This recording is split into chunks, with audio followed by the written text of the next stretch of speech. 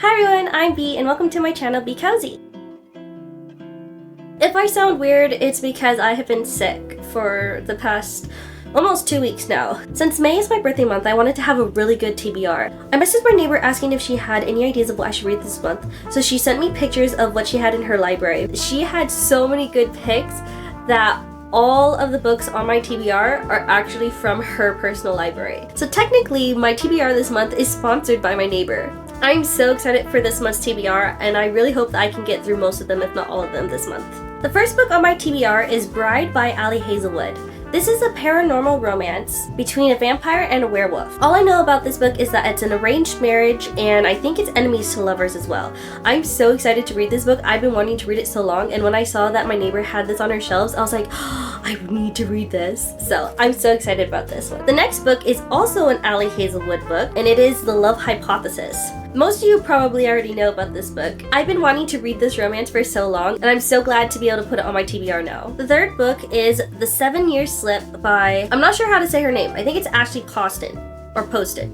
Let me know down in the comments which way to say her name. Ever since I saw Destiny Sidwell and Haley Pham say that they really enjoyed this book, I have been wanting to read it, and I was so happy that my neighbor had this on her shelves. When I first heard about this book, it reminded me of, I think it was a webtoon, or some sort of graphic novel that I had started reading years ago about this girl who moved into an apartment, and she would notice that there was stuff moving around, and maybe she would put down a plate or a bowl, and then she would walk away, and then she'd come back and it was like gone or missing or something. For some reason, that particular apartment was in some sort of zone where time worked differently.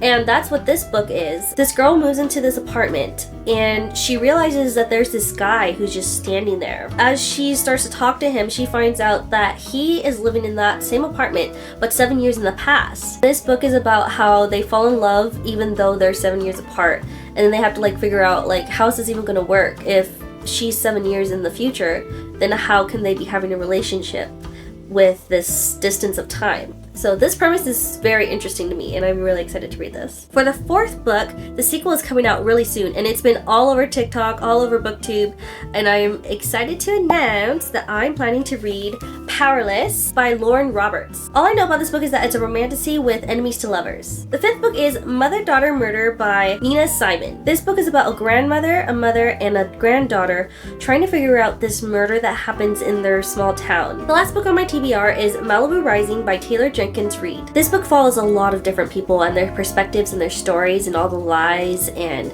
secrets that they've been keeping from each other. And at the end of the night, the house goes up in flames. And I think this book kind of goes through what happened that night and then what led up to the house becoming on fire. So these are the books that I'm hoping to read this month. Let me know down in the comments if you've read any of them and which one you're most excited to see me read.